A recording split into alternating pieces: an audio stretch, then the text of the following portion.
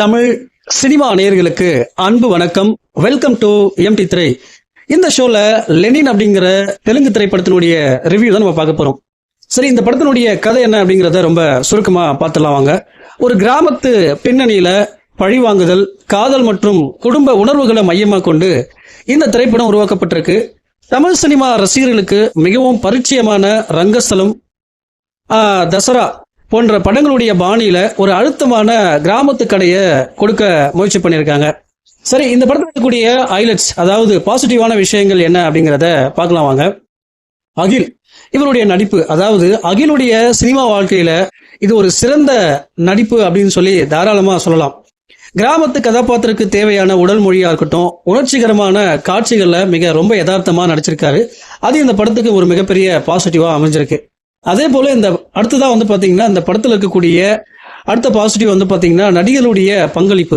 படத்துல வில்லனா வரக்கூடிய கதாபாத்திரங்களா இருக்கட்டும், நாயகனுடைய நண்பனா நடித்திருக்கக்கூடிய கன்னட நடிகருக்கும் நல்ல முக்கியத்துவம் கொடுக்கப்பட்டிருக்கு. சிவாஜி அவருடைய கதாபாத்திரம் படத்திற்கு கூடுதல் பலம் சேர்க்குது. ஸோ அடுத்ததான் பாத்தீங்கன்னா இந்த படத்துல வரக்கூடிய ட்விஸ்ட் அண்ட் டர்னிங்ஸ், அதாவது படத்தினுடைய இரண்டாம் பாதியில வரக்கூடிய சில திருப்பங்கள், கிளைமேக்ஸ் ட்விஸ்ட் ரசிகர்களை கவரக்கூடிய வகையில அமைஞ்சிருக்கு. ஸோ இந்த படத்தில் வரக்கூடிய நெகட்டிவ்ஸ், அதாவது லோவான விஷயங்கள் என்ன அப்படின்னு பாத்தீங்கன்னா அளவுக்கு அதிகமான பாடல்கள். அதாவது இந்த படத்துல 5 அல்லது 6 பாடல்கள் வருது. காதல், கல்யாணம், சண்டை காட்சிகள் என அடுத்தடுத்து பாடல்கள் வர்றதுனால படத்தினுடைய வேகம் சற்று நமக்கு குறையுது. அடுத்தது பாத்தீங்கன்னா லாஜிக் குறைபாடுகள், அதாவது வில்லன் தனது திட்டங்களை மற்றவர்கள்கிட்ட சொல்றதாகட்டும், அறைக்கு பின்னால் நின்று ரகசியங்களை ஒட்டு கேட்கறத போன்ற விஷயங்கள்லாம் பாத்தீங்கன்னா பழைய தமிழ் சினிமாவுடைய உத்திகள் தான் பாத்தீங்கன்னா யூஸ் பண்ணியிருக்காங்க. அது நமக்கு சலிப்பை ஏற்படுத்துது.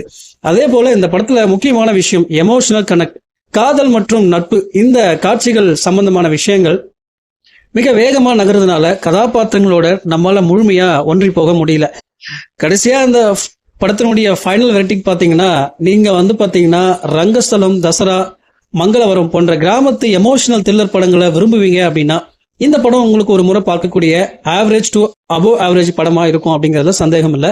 விறுவிறுப்பான இரண்டாம் பாதி அகிலினுடைய நடிப்புக்காக திரையரங்குல போய் இந்த படத்தை நீங்க குடும்பத்தோடு பார்க்கலாம். இந்த படத்துக்கு MT3 கொடுக்குற ரேட்டிங் 5 க்கு 2.75. அடுத்த வசனத்துல சந்திக்கிறேன். நன்றி, வணக்கம்.